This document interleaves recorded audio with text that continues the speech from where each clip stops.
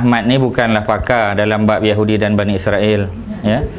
Cuma sedikit sebanyak mungkin maklumat yang saya dapat daripada pembacaan dan beberapa kajian perbincangan yang saya lakukan, maka tertulislah, ya, ataupun bermulalah kajian yang berkaitan dengan Yahudi dan Bani Israel. Saya bagi sedikit latar belakang. Pada tahun 1990-an, ni cerita lama ni, ya. 1990-an, waktu tu saya berada di California State University di Amerika Syarikat.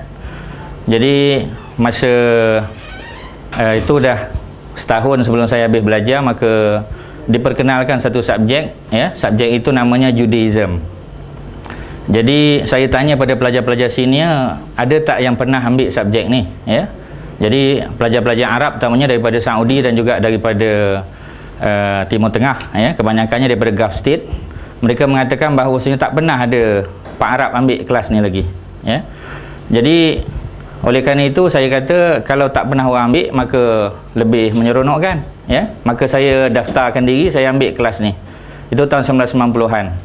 Dan kelas itu memang agak bias lah, ya, agak prejudis, di mana saya seorang saja pelajar, bukan pelajar Malaysia tapi pelajar Muslim yang ambil kelas. Dan setiap kali perbincangan mengenai Islam, memang saya kalah lah dalam perbincangan, ya. Sebab seorang nak lawan dengan 25 atau 26 orang, termasuklah profesor. Saya ingat tu satu perdebatan ataupun perbincangan yang sangat-sangat tidak menyebelahi saya lah, ya. Sangat berat sebelah. Jadi dalam kelas kita dipertontonkan dengan cerita-cerita yang berbau Yahudi lah, ya. Antaranya filem-filem yang berkait dengan Holocaust, ya, di Jerman dan seumpamanya. Dan dalam kelas kita diwajibkan untuk membawa satu versi Bible, ya. Kami diminta untuk bawa Bible versi King James. Jadi bukanlah makna saya baca daripada mula sampai habis macam kita baca Quran, tidak, ya. Tetapi syaratnya mesti bawa. Sebab pensyarah biasa tanya, mana Bible? Jadi saya pun bawalah, tunjuk. Bukan makna kita baca sangat, tidak, ya. Tetapi untuk tujuan syarat, ya, memenuhi syarat prasyarat kelas itu, maka saya bawa lah. Jadi itu permulaannya, ya. Okey. Kemudian dalam sekitar tahun 2000-an lah, ya, 2001, 2002 begitu, saya bertemu dengan sebuah kitab namanya Misru Qabla al-Islam. Ya, mungkin sebahagian kita dah pernah baca. Misru Qabla al-Islam ini, Ad-Din wa Nubuwah, ini adalah cetakan kedua daripada kitab yang sebenarnya ditulis oleh seorang alim kabir, ya, namanya Ad-Doktor Abdul Sabur Syahin. Ini seorang ulama Mesir lah, ya. Mungkin sebahagian kita pernah dengar Ad-Doktor Abdul Sabur Syahin.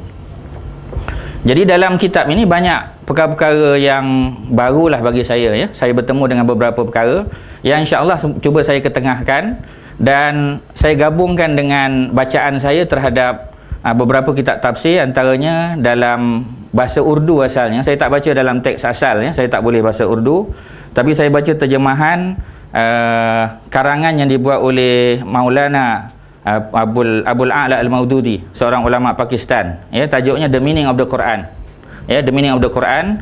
Dan kajian Abul A'la Al-Maududi ini bagi saya menarik sebab dia mengemukakan satu pendekatan yang sedikit agak berbeza dengan pendekatan para mufassir, ya, sama ada yang dulu ataupun sekarang. Antaranya ialah dia banyak bawa gambar-gambar, maksudnya peta, ya.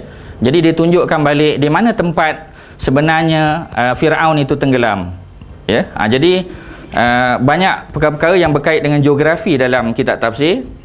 Dan ini satu perkara yang mesti kita akui, bahawasanya dalam mengkaji sejarah ataupun mempelajari sejarah, mesti kita gabungkan juga dengan apa yang berkait dengan geografi, ya. Sebab sejarah itu menceritakan tentang siapa yang melakukan, tapi sudah tentu kita juga mahu tahu di mana, ya. Takkanlah kita hanya tahu siapa yang melakukan, zaman bila ataupun bila masanya, ya.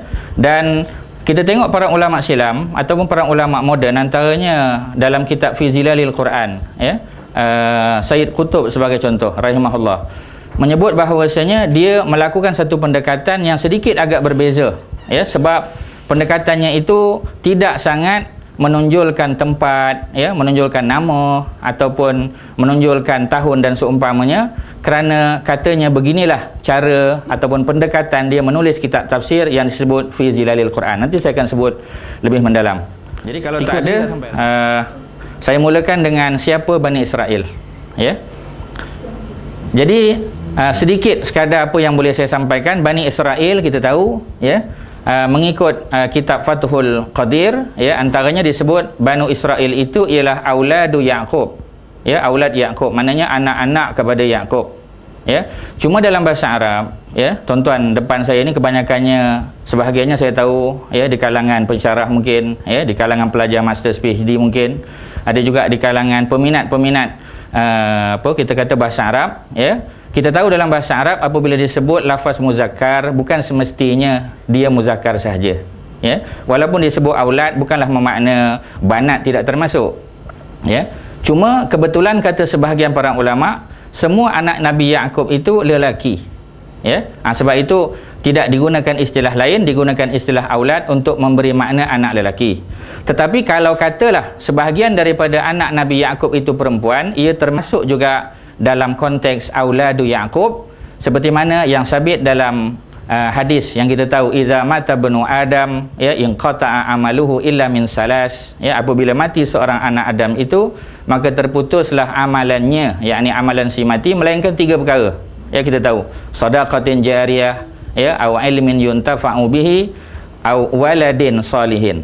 Jadi dalam lafaz hadis ini disebut perkataan walad. Walad itu adalah singular kepada perkataan aulad ini. Aulad ni plural.